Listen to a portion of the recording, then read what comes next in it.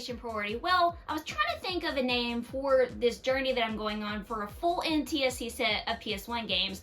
So naturally, I settled on PlayStation priority because PlayStation 1 is a priority for me because it's my favorite system of all time. And in this pickups video, you're going to see 4 more titles that I added to my collection, bringing the total up to, drum roll please, 704 games for my PS1 collection. Now there's other pickups that I'm going to show in this, of course, as you see in front of you, but PlayStation is always going to be priority for me. But one more side note that I want to add, I recently just got access to memberships for my YouTube channel. Hooray! So if you want to join and be a member, feel free to drop on in. I highly appreciate it. Thank you so much for all the members that have joined and that are contributing to the channel. That means a lot to me. And whenever you join the membership, you actually get custom emotes. Of course, all PlayStation and custom badges that go beside your username, which of course are PlayStation. So let's get into the pickups. First up, a kind donation from one of my great friends that I've had in the community for over 2 years, Gaming on the Edge. Josh, thank you so much for sending this stuff my way for my collection. A lot of this was a surprise. I didn't know what the hell I was getting besides this, which this is the one I was really excited about because you guys know anything PlayStation 1 I'm gonna get excited about. So let's deep dive into what I got from Josh. And if you have not checked him out on Twitch or any social media platform across the board, please do. He's a great guy, great streamer, and a good friend, and a great asset to the gaming community. Moving on, okay, first we're gonna start off with Xbox One. Now, I don't have an Xbox One, but it's still cool to add stuff to my collection, whether it be Xbox, whatever the case. So we have Mortal Kombat 11, get over here! And then we have Spark. I don't know what this is, and there went my PS1 game. I'll pick it back up in just a minute. It can withstand it! And then we have Call of Duty, or as I always say, Call of Dookie, World War II. Yes, I'm not a Call of Duty fan. Sorry, I'm not. And then we have Deadpool, and I'm a big fan of the Deadpool series, so I'm very happy to add this to my collection. Now, moving on to the Super Nintendo games. Now, there's one in here that he talked up so much, and I finally have a copy now to try and play, because I could never find one whenever I went retro game hunting, so he was kind enough to send me his copy of this. And that would be Gem Power in the Lost Dimension. I think in 3D. I don't know what this is, and this artwork is trippy as shit, so I can't wait to give this a try. And then of course he sent me another Super Nintendo game, and that's Shaq Fu. Thanks again, Josh. Now, the other games that he sent me were for PS4. This is Witch on the Holy Night. This is actually a really cool big box, so pretty happy to have this. I've never seen this game before, but it looks right up my alley whenever it comes to video games. I don't know, it looks like some kind of RPG. And then this one is going to be Valkyria Revolution, and it even has like a little pin or something in there. That's really cool, so I'm very happy to have that. I'll give that a playthrough at some time. Looks like it was produced by Sega. And now, last but certainly not least, Road Rash Jailbreak. Now, I recently gave this a playthrough because I told him I would. And, you know, I didn't complete it, but I played it enough to where I'm like, oh my god, there's so many memories. I get to whack things. I get to go on the round with a motorcycle. So it was so much fun to play this game because, honestly, this is my favorite Road Rash game ever. And I love the FMV scenes, and it is so fucking funny.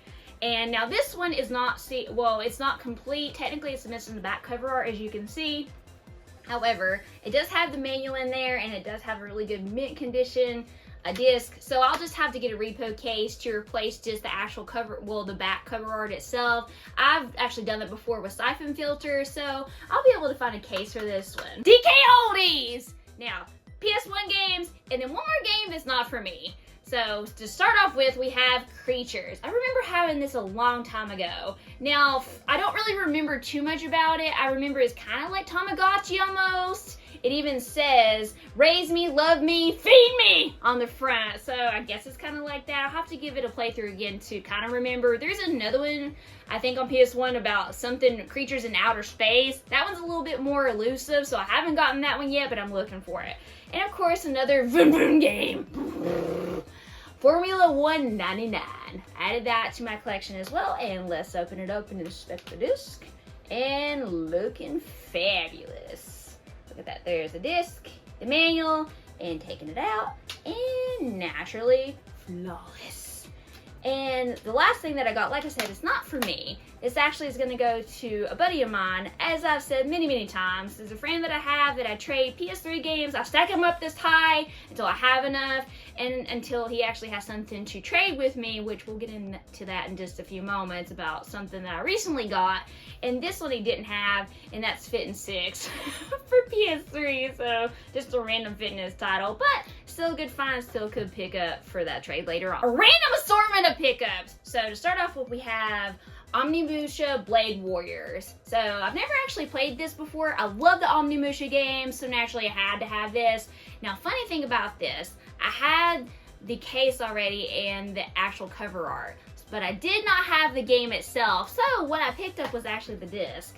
And you can see it has that little stripping on it from some kind of video game store back in the day. Blockbuster was mainly notorious for that, but you know, this one has it from some random ass video store, but that's still cool. Now I just gotta get the manual, then it'll be complete in box. I think I paid about $5 for the disc, which is not a bad purchase, so got that. Now this game was actually, I think, about $3 for WW Crush Hour, basically a wrestling game for PS2. I've never played this before, and it did not have the manual, but still a good pickup for $3. Anytime I see anything for PS2, PS1, or PS3, I will pick it up for my collection or for trade, like I said.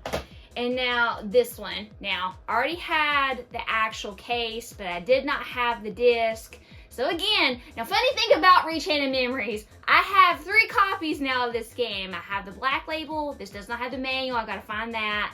I have a greatest hits version of it, and then I have another greatest hits version, but it's the French Canadian version. So I have 3 versions of that Kingdom Hearts game. When it comes to Kingdom Hearts, I'm a huge super fan. I will get every single variant out there for Kingdom Hearts on any system. It does not matter. Even if I don't really like this game very much in the franchise. There's several game titles that I don't like from Kingdom Hearts, but I will still buy them because I'm a sucker for this damn franchise.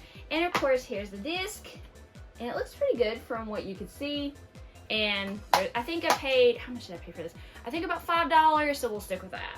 You know, normally I get those between like maybe $5 to $7 whenever it was the loosest, depending on the seller. And those came from the Bay. So they came in pretty good condition. You know, whenever I buy from eBay, it's on a wing and a prayer, basically, because I never know. And buying a loose disc, I'm kind of a little bit apprehensive because I'm like, how are you going to ship it?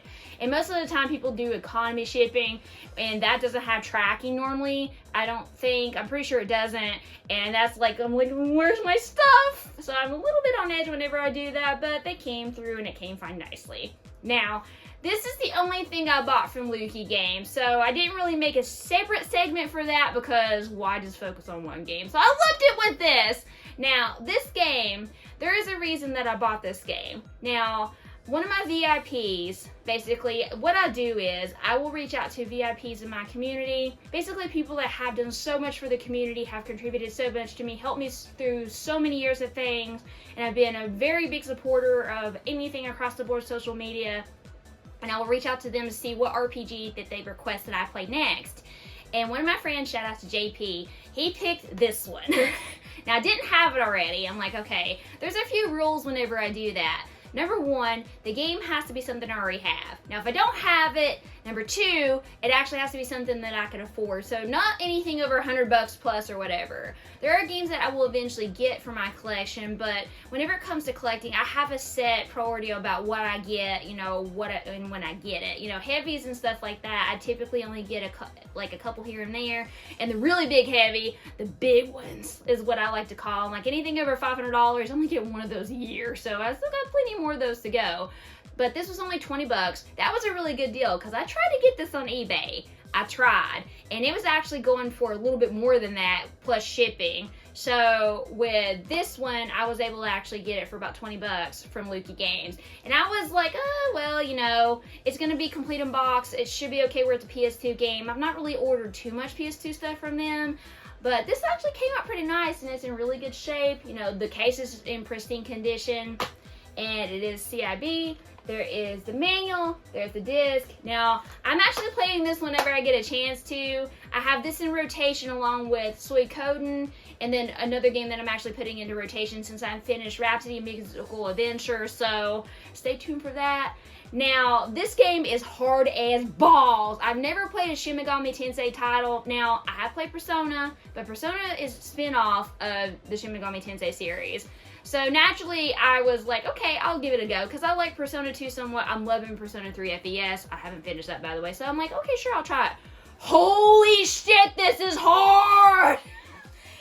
The first time I played it, I died 5 times in my stream.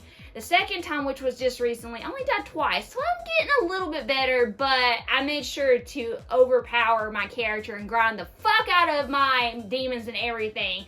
Because trust me, if you don't do that in this, you're fucked, pretty much. At least for me, because anytime I play an RPG, I have to grind out everything before I can progress, especially something this difficult, but well worth it. Now, moving on. This is another one that I got. I think I paid $3 for this one. This is Mega Man X7. So this is not complete in box. It is missing the manual, but still a good deal for this one. I think this goes for about $15, $16. I don't really know. But still a good pickup for my PS2 collection because I'm loosely going for a full set of that. But, you know, that has a bigger library than the PS1, so that will take a lot more time.